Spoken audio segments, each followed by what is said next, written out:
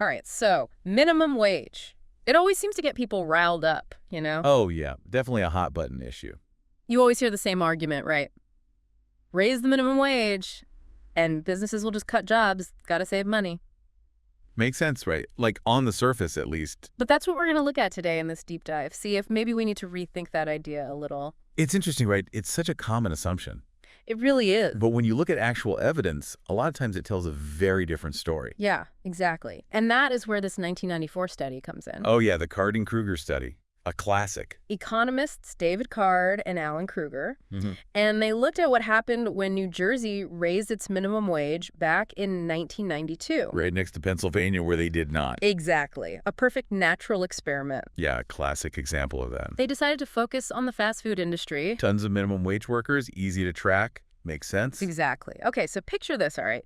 New Jersey, early 90s recession, it's hitting them pretty hard. Not a great time now. And they decide to raise their minimum wage anyway. Bold move. Oh, yeah. At the time, it was the highest in the country. Can you imagine the fallout? The political battles? Oh, absolutely. Yeah. Huge pushback from businesses, especially with the economy struggling. Of course. There was even an attempt, right, to soften the blow, phase it in a little more gradually. Right. Didn't work. In the end, $5 or 5 minimum wage went into effect in April of '92. Wow. So that's the backdrop. Yeah. So now, Card and Kruger, they're watching, waiting, expecting, employment in New Jersey fast food restaurants to just plummet. Right, following the conventional wisdom. Exactly. But what they found is what's really interesting here. The real shocker, right. Total shocker. Instead of this massive job loss, what they actually saw was a slight increase in employment No way. in New Jersey compared to Pennsylvania. And this wasn't, some tiny little blip in the data. Oh, wow. This was statistically significant, even when they zoomed in, right, and just looked at the lower wage stores in New Jersey, the ones most directly affected by the wage hike. So it not only held steady, but it actually went up a little bit. Yeah, pretty surprising. That's wild. So what's going on here? I mean, did the study address why this might have happened? Yeah, oh yeah, for sure. Card and Kruger, they were very thorough in their analysis. Okay. 410 fast food restaurants, Wow. both states, surveyed them before and after the wage hike. They got a really amazing response rate, too, That's good. which is key for reliable data. Yeah, absolutely. And they controlled for stuff like seasonality, right? Right. Those natural ups and downs in I'll say employment. it. So we can be pretty confident that the changes they saw, it was really due to that minimum wage increase. It's like the economy was just like, here's a perfect little experiment. Let's see what happens. Let's see what happens. Yeah. Exactly. And it throws everything we thought we knew kind of out the window. Yeah, it challenges that conventional wisdom. But let's step back for a second, think about that press question. That always comes up. It always comes up in minimum wage debates, right? Did the study address that? Yeah, they did. And that's actually where things get even more interesting, I think. Oh, really? He did find that prices at New Jersey fast food restaurants, they did increase, as you might expect. Okay. But here's the twist. Prices went up pretty much the same across both the high wage and the low wage stores in New Jersey. Hold on. So the stores that were hit the hardest by the minimum wage increase, they didn't raise their prices more aggressively than the others. Yeah. That doesn't really that doesn't track with the idea that businesses just pass on those increased costs to consumers. Right. It throws a wrench in that simple explanation. It really does. That's why they call it, the price puzzle, this finding.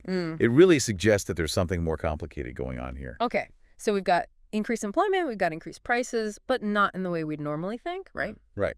It's not that straightforward. So what did the study say about possible explanations for these unexpected results? Did they just kind of shrug and say, we don't know? No. They actually explored a few alternative models.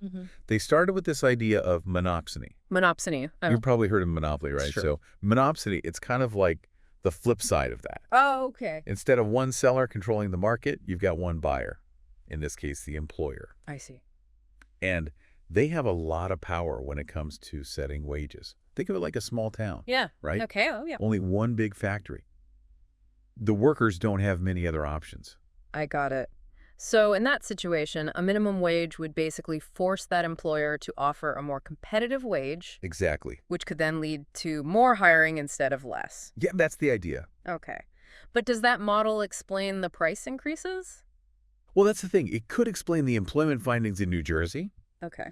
but it doesn't perfectly account for the price piece. Actually, monopsony models usually say that prices should drop when you bring in a minimum wage. Interesting. So one possible explanation, but the price puzzle is still there. Yeah, the puzzle remains. What other models did they consider? Another one is what they call job search models. Okay. And this is looking at how workers search for jobs, how employers post wages, that whole process. Got it.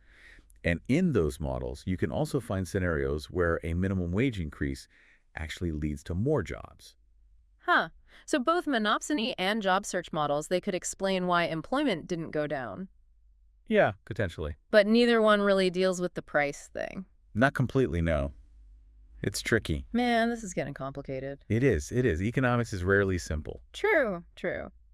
Did the study offer any other insights into what might be going on here? Yeah, they touched on a few other possibilities, like maybe variations in service quality or how businesses tweak their menu prices, compared to each other. Interesting. But they were pretty upfront that those are areas that need more research. Yeah, definitely. Okay, so it sounds like the relationship between minimum wage and employment, it's not as clear-cut as maybe we thought. Not as simple as that old argument, that's for sure. It really isn't.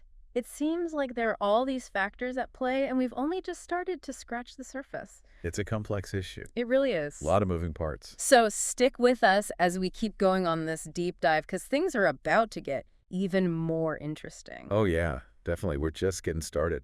It's pretty amazing, really, the Carden-Kruger study. It sparked so much new research, on the minimum wage. Yeah, it really did, huh? I mean, it really pushed economists to look beyond those, traditional models. Right. To think about all these other factors that might be influencing things. Yeah, like they, I don't know, cracked open a door to a whole new way of thinking about it, Exactly. Exactly. But okay, let's go back to that price puzzle for a second. Because none of the explanations we've talked about really fully explain it. Just a tough one. Like why prices went up everywhere in New Jersey, regardless of whether a store was really hit hard by that minimum wage increase or not. So what are some other things researchers have looked at since then? Like any new ideas? Well, one area that's been really interesting is the whole competitive landscape of the fast food industry, right? Oh, okay. What if these businesses have more power to set prices than we usually think? You mean like they're not as affected by changes in their labor costs as we'd expect, like in a perfectly competitive market? Yeah, exactly. Yeah. Think about it, right? There's a lot of brand loyalty in fast food. Oh, yeah, definitely. People have their favorites, their go-to orders, the whole thing. Totally. So maybe that gives these companies a little more wiggle room to adjust prices without seeing a big drop in demand. So it's not just about like the ingredients and how much they pay their workers. Right. It's also about how much people value the brand, the experience, all of that. Exactly. Yeah, it can make sense. What else? What other factors could be messing with this price puzzle? Well, you could also think about regional differences in consumer behavior. Oh, okay. Maybe folks in New Jersey just aren't as bothered by price changes Mm-hmm. as consumers in other parts of the country. That's interesting. Or, maybe there are subtle differences in the economic conditions between those two states Right. that we're not really capturing in our models. It's crazy to think how much those little regional differences could affect things. Oh, absolutely. I mean, even within one state, you're going to have places where people spend money differently, Yeah, for sure. different ideas about what's a good deal, what's worth it, all of that. Right. And that's why it's so tricky to rely only on big, broad data, Right. To really get it, to really understand what's going on. Right. You need to look at the little details, the little dynamics. Yeah. What are individual consumers doing? What are businesses doing? What's unique about each place? Yeah. So we have these big models, these frameworks for understanding how minimum wage and employment are connected. But then we have all this real world stuff that can really throw a wrench in things. Right. The real world's a messy place. It is. The more we learn, the more complicated it seems to get. That's economics for you. It really is. It's all about trying to make sense of human behavior, right? Yeah. And that's messy. That's unpredictable. For sure. But, the more data we have, the better our models get, the more perspectives we consider, Yeah. the closer we get to really understanding these issues. So speaking of new perspectives, Yeah. one thing the Carden-Kruger study kind of touched on but didn't really dig into was this idea that higher labor costs could actually encourage businesses to improve their service quality, right? Oh, interesting. Like, have you seen any research on that? Yeah, definitely. There's been some really cool work in that area. Oh. The basic idea is that when businesses have to pay a higher minimum wage, they might respond by putting more effort into things like, employee training, customer service, Okay. even stuff like how clean the store is, the ambiance, the whole experience. So instead of cutting jobs or raising prices like crazy, they just try to make the whole experience better?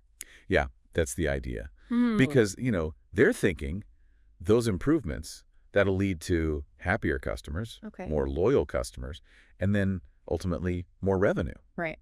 And that could actually offset those higher labor costs Hmm. and maybe even lead to needing more employees. That's really interesting. So it's like, it's possible that everybody wins, right? Potentially, yeah. Workers get paid more, businesses get more competitive, and customers get a better experience. It's a thought-provoking idea, for sure. It is. It really shows how the effects of something like the minimum wage, they can spread out in ways we don't expect, affecting not just wages and employment, but also like how productive businesses are, how innovative they are, even how consumers behave.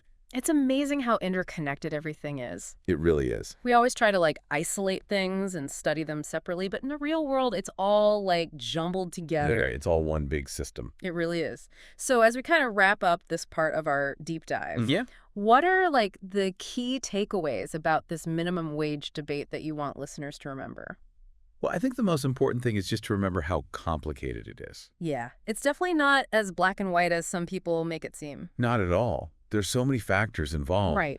And the outcomes can be really different depending on the context, the industry, where you are, the whole economic climate.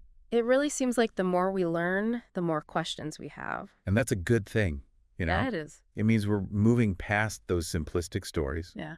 And we're embracing the fact that the world is complex. Yeah. That Card-Kruger study, it was such a key moment in all of this. It really was. And it's still making us think critically. Yeah. Be open to new ideas. Speaking of new ideas, I want to hear more about the social and political side of all this. Oh, yeah, for sure. We've talked about the economics, Mhm. but what about the bigger picture? What it means for society. That's the really interesting stuff. It is.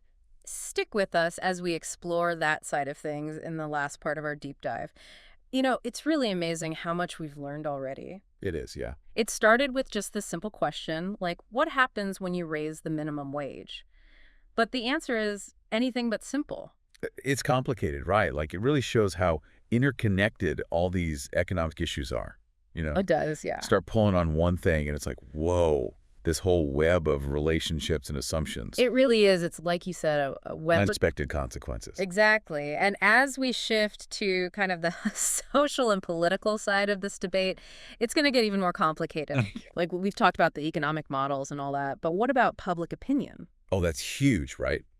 Public perception plays such a big role in this whole thing. How so? Well, think about it. If there's a lot of support for a higher minimum wage, right? Yeah. That can put pressure on businesses to do better, even beyond just raising wages. So it's not just about the law. It's about what people expect, what they think is fair. Exactly. Yeah. Exactly. When the public is really vocal about supporting fair wages, it creates this environment where businesses are more likely to, invest in their employees, Right. improve working conditions, offer better benefits, that kind of thing. So those social and political forces, they actually interact with the economic forces. They do, yeah. It's like this back and forth. Right. Public sentiment influences business decisions, Yeah. and those decisions then affect, what happens with employment and all that. This deep dive has really made me realize how many sides this issue has. It's multifaceted, for sure. We've looked at it from the economic side, we've talked about how markets work, and now, these social and political factors, it's like we've zoomed out to see the whole picture. And you need that bigger picture, I think, if you really want to have a serious conversation about minimum wage. Yeah. It's not just some policy. Yeah. It's about our values, Yeah. right? What we prioritize, what kind of society we want to live in. That's a really good point. And I think that's a really important takeaway for our listeners today. This minimum wage debate, it's not simple, it's nuanced, it's tied up with all these social and political things. It really is. There are no easy answers, but if we can at least understand the different perspectives, the research that's out there, what workers and businesses are actually experiencing, then we can start to have a more productive conversation about it. Absolutely, yeah. And maybe even more importantly, we need to come at this with curiosity, Yeah. humility, a willingness to be like, okay, maybe I don't have all the answers. The more we learn, the more we realize how much we don't know. That's so true. This has been such an eye-opening conversation, and I really appreciate you taking the time to share your expertise with us. Oh, it's been my pleasure. Really enjoyed it. And to our listeners, thanks for joining us for this deep dive. Keep learning, keep asking questions, keep pushing yourselves to understand more. Yes, stay curious out there. Until next time.